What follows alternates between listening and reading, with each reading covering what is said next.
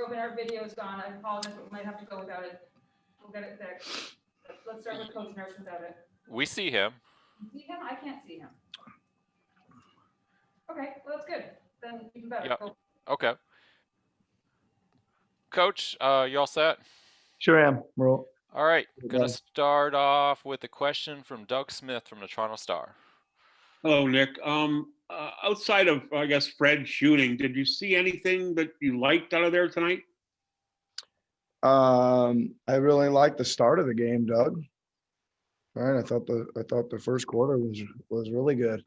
What do you think went south so quickly there in the second quarter and the second half?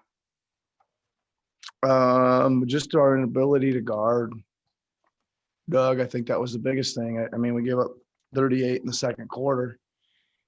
We didn't score a lot, which means we were playing a lot in transition or off turnovers. Put a little pressure on our D, but it was just. I think mostly it was just inability to make it tough, make them take tough shots. Is that an individual accountability kind of thing? Like these guys just got to work harder at it, or is there schematic things you can do? There's, it's got to be a little bit of both, Doug. I mean, for whatever reason, we're not keeping the ball. We're not guarding the ball very well. Whether it's just somebody trying to penetrate into the paint to create, or if it's a guy isoing out to play one-on-one. We're just not making it hard enough. I'm not, and it's not any one person in particular. It seems to be spreading. And that's one of our strengths, really. It used to be one of our strengths was we really guarded penetration well, and we're not guarding it very well at all right now. Thanks, Dick. Appreciate it. Have a Yep. safe trip west. Thanks, Doug. Talk to you soon. Yep. Next question goes to Josh Lewinberg from TSN. Hey, Nick. You talked a lot about rebounding before the game. I rebounded 41-27 tonight. Fred led you in that category. What do you guys need to do to, I guess, make that discrepancy a little bit closer? What was the rebounding, Josh? 41-27.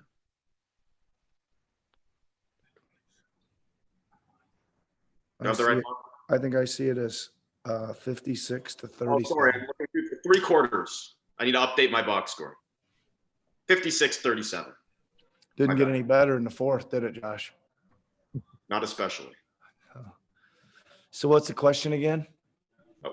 What do you guys need to do to narrow that gap? I mean, pretty much all the same things we talked about before the game, Josh. It's back to old school blocking out and tagging and pursuing the ball. It's trying to play bigger, right? Obviously, it's 12 offensive rebounds is about what we're giving up per game. That's quite a few. Makes it hard to survive that way. The kind of more that we give up, the more teams are becoming aggressive. So just old school stuff, man. We got to block out, and we got to get a little bit more size and strength in there to try and hold them off. You talked about searching for somebody coming off the bench that was going to give you what you were looking for, particularly on the defensive end before the game. Was there anyone in that second unit or third unit that showed you what you were looking to see tonight? I mean, I don't think so. But I don't think anybody in the first unit played defense either. So I can't sit here and say, Alex seemed to be okay in there defensively. Thought he when we was in there was a few chain shots and things and when he wasn't, it was just straight to the rim whenever they wanted to. So I thought that maybe stood out. That's about it. But it's on everybody, myself included, that we're not guarding. Thanks, Nick. Next question goes to Michael Grange from Sportsnet. Hey, Nick. Have you, through 6 games, have you learned something new or different about your roster that maybe you thought coming out of training camp?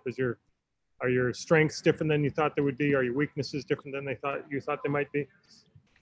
I don't know, Michael. I think that this game aside, I would have said coming in, we're just trying to extend our really good stretches of basketball, find a little bit better combinations, a little bit, who fits in a little bit differently than the other guy.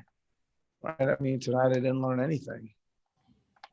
Other than we got to compete harder, and hopefully this is not who we're going to be, because we have fought really hard in the first four, first five.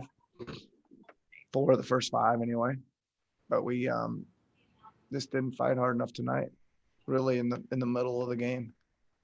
Appreciate it, Nick. Safe Yeah, travels. you're welcome. Thank you. Talk to you soon, Michael.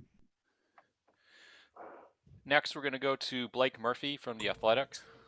Hey, Coach. I know you just said you didn't learn anything tonight, so sorry to follow up with something specific from there. But you did play Malachi a lot early in the rotation.